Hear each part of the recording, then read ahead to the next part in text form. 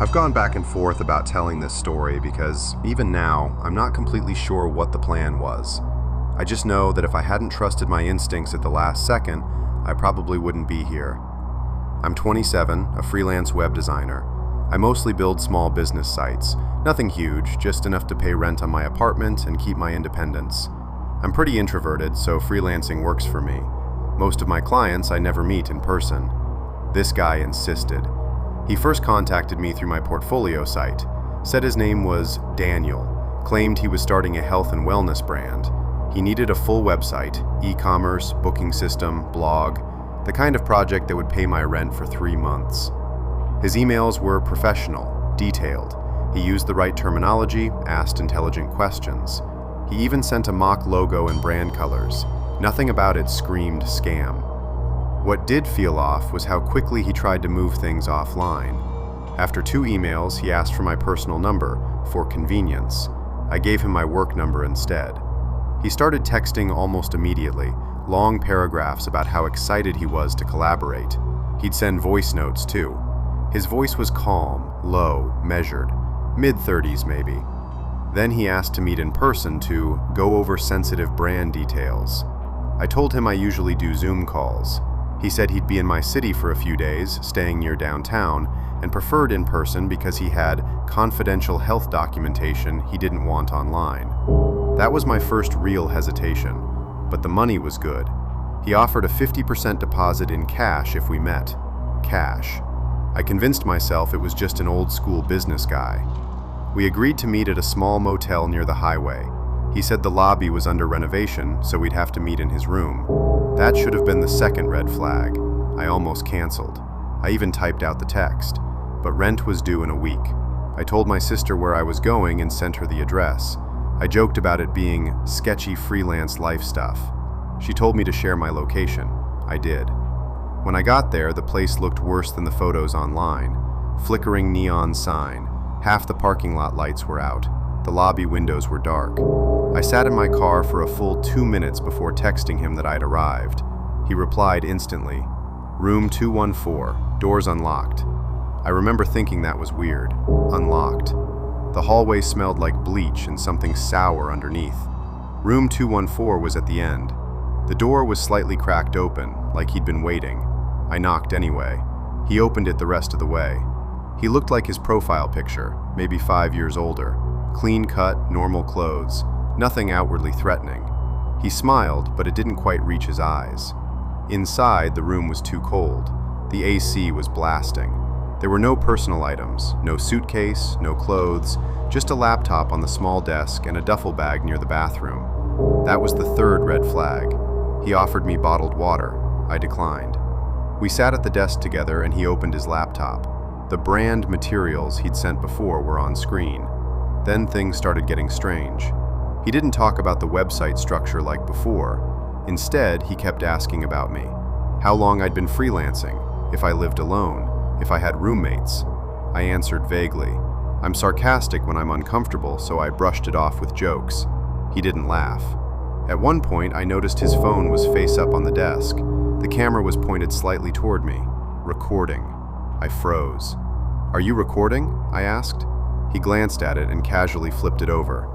Just taking notes. You don't take notes with the camera app open. My stomach dropped, but I tried to stay calm. I told myself I was overthinking it. Then he said something that still makes my skin crawl. You look healthier than in your photos.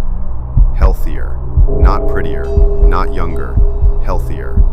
I felt something shift in the room. The AC hummed loudly, filling the silence. I told him I needed to use the bathroom.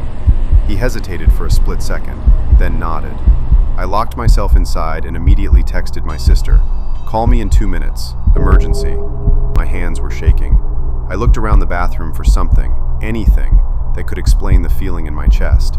That's when I saw it. On the counter next to the sink, half hidden behind a folded towel, was a small medical cooler, the kind used to transport blood or organs. I recognized it because my mom's a nurse.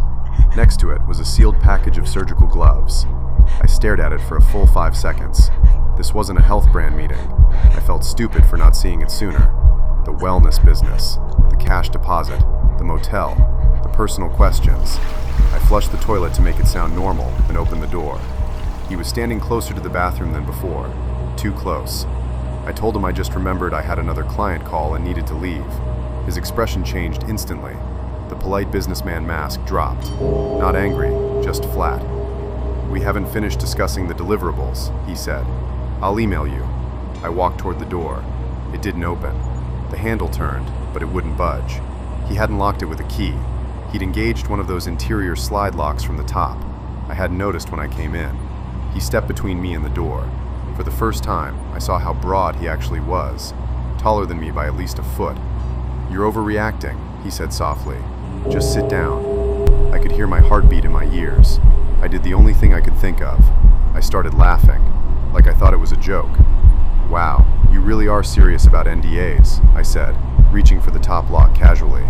He grabbed my wrist, not hard, but firm enough. "Don't." That's when I stopped pretending. I told him if he didn't unlock the door, I'd scream. He said no one would hear me over the AC and highway noise. He wasn't yelling. He wasn't frantic. He was calm. That was the worst part. My phone buzzed in my pocket. My sister calling. He looked down at the sound. I used that half-second distraction to shove him with everything I had. I'm not strong, but he wasn't expecting it. He stumbled back just enough. I reached up, slid the lock open, and yanked the door. He grabbed the back of my jacket as I ran. The fabric tore. I sprinted down the hallway barefoot. I don't even remember kicking off my shoes, and didn't look back. I didn't stop until I was inside my car with the doors locked. He didn't chase me outside. That still confuses me. Maybe he didn't want attention. Maybe he thought I'd be too embarrassed to report it. I did go to the police. I gave them everything. His emails, number, the motel address. When they checked the room later that night, it was empty. Paid in cash. Fake ID. No medical cooler. The motel clerk claimed he'd checked out hours ago, which was impossible. I was there for less than 40 minutes. They told me it was likely just an attempted assault, that there was no evidence of organ trafficking, that I might have misinterpreted the cooler. Maybe I did. But here's the part I haven't told many people. 2 weeks later, I got a package at my apartment. No return address.